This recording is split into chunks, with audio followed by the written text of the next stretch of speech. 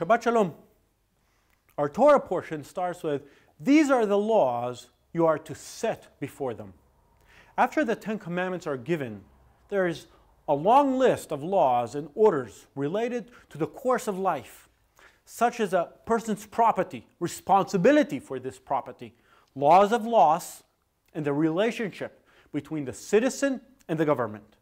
This Shabbat, I want to talk a bit about the contrast between the exciting and the mundane, between the extraordinary and the ordinary. Then I want to talk a little about mercy, fair trial, and justice. Many commentators tend to see Parashat Yitro and Parashat Mishpatim as complementary, one following after the other. I would like to suggest otherwise, that there is a contrast between these two Torah portions as opposed to a connection. These parashot present two different mental and spiritual states.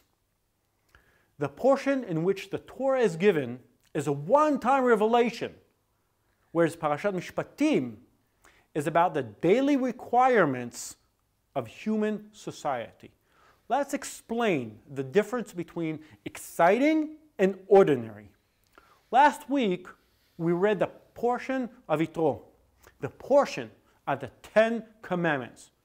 When we read the 10 Commandments, it is customary in Israel to stand. And in our congregation, we stood out of honor for this event. In last week's Torah portion, God Himself came down from heaven in order to give us, to all of humanity, the tablets of the law. Last week's parasha was a climax, God's one-time revelation to the people. The excitement was tremendous. The whole nation saw it. There was awe and fear, real fear in the hearts of people. There was a full pyrotechnics display, smoke, fire, voices, noises, rumbling, and it was an emotional high.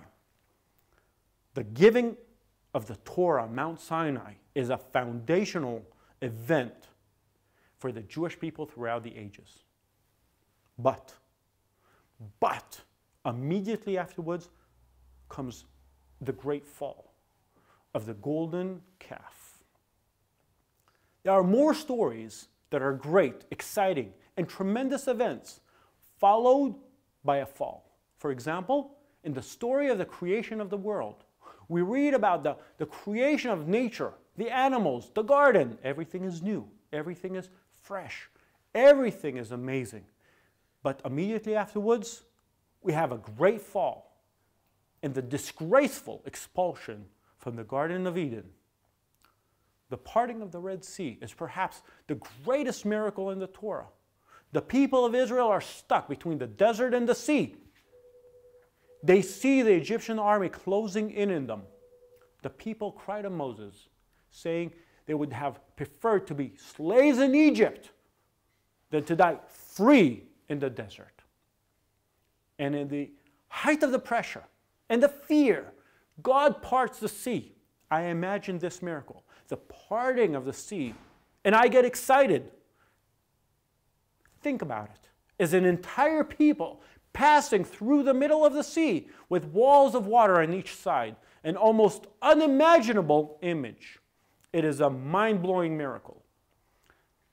But what happens immediately after that?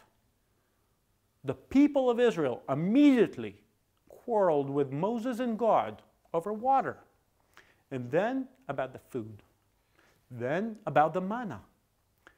And then again over the water.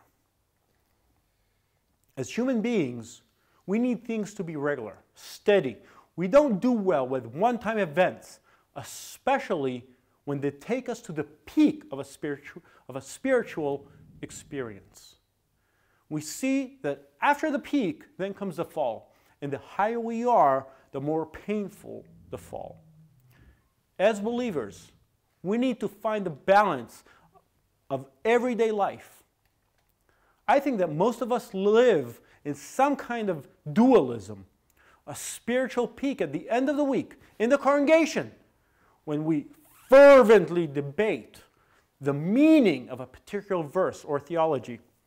Ironically, these debates are usually on theoretical issues which are not at all relevant to our daily lives.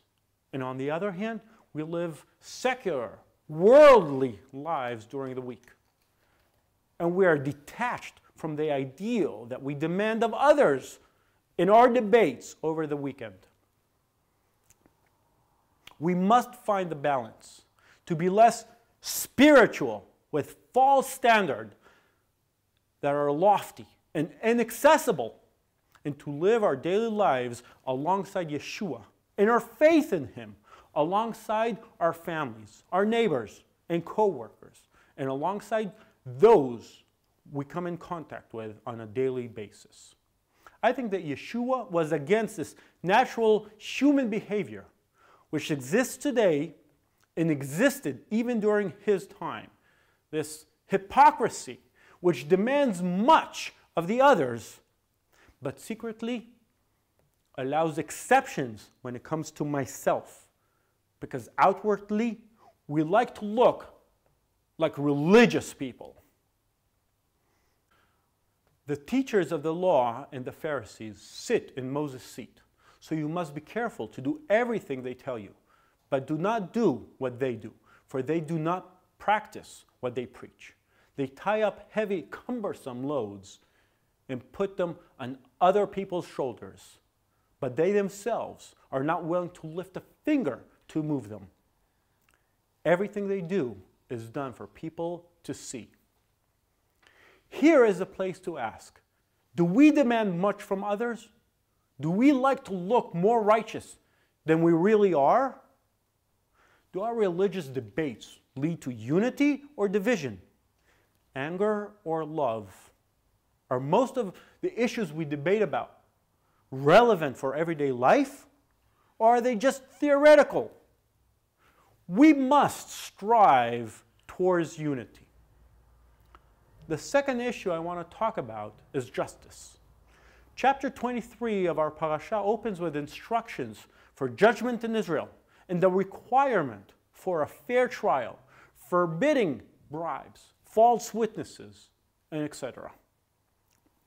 In the course of proper judgment, we find two very interesting verses, and I would like to examine them. The first one is, and do not show favoritism to the poor person in a lawsuit.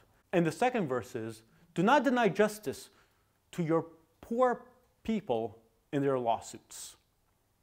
I think there are two ways in which most people relate to the rich and to the poor. Some of the people amongst the officials and the judges take the side of the rich, the strong, the wealthy, and it often annoys us. For example, a large company gets tax breaks on an unimaginable scale, and the ordinary citizen or the small business gets choked by taxes left and right. Or if we go into debt, the banks will acquire all possible interest payments, including repossession, and take everything from us. When a large company goes into debt, banks often intervene and reduce the debt. Again, it is not fair. When a rich person comes into the congregation, we are tempted to say to him, come, sit up front in the place of honor. And to the poor we say, go to the back. Blend in, do not interfere. And on the other hand, the feeling of compassion within most of us wants to feel sorry for the poor, and we automatically take the side of the underdog.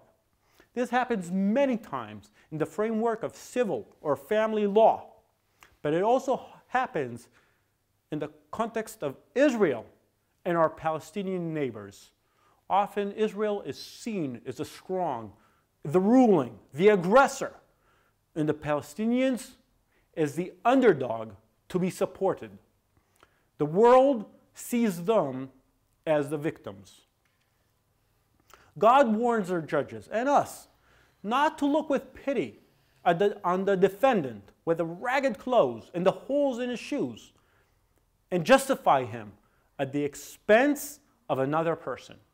God requires a warm and compassionate heart on the one hand, and on the other hand, He requires of us to take a look at the cold, hard facts And from there, we have to make a decision that is true and just, without being blinded by the wealth, influence, and power of the strong, but on the other hand, not to let our emotions intervene and justify the poor and the helpless if they are guilty.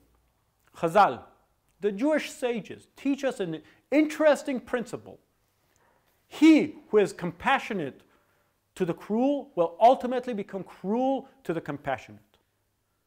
This sentence was first taught on the connection with King Saul. Now go, attack the Amalekites and totally destroy all that belongs to them. Do not spare them. Put to death men and women, children and infants, cattle and sheep, camels and donkeys. Saul did not fulfill the commandment, but Saul and the army spared the Hagag and the best of the sheep and cattle, the fat calves and lambs, everything that was good. And later, when Saul suspected that the priests of Nov have cooperated and helped David, Saul killed them, showing no mercy. He also put to the sword Nov, the town of the priests, with its men and women, its children and infants, and its cattle, donkeys, and sheep.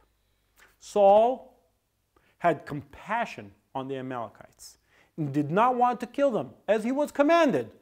But then he was cruel to the people of Nov and killed them in exactly the same way he was supposed to kill the Amalekites. From here comes the expression. But this expression is deep and important to us and to our daily conduct, even today. The believing community tends to silence problems and scandals of all kinds: assault or sexual harassment, theft or fraud, taking advantage of others, and more.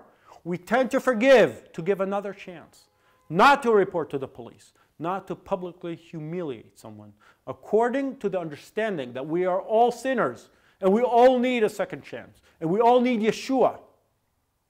But here is where this expression comes in. He who is compassionate to the cruel will ultimately become cruel to the compassionate.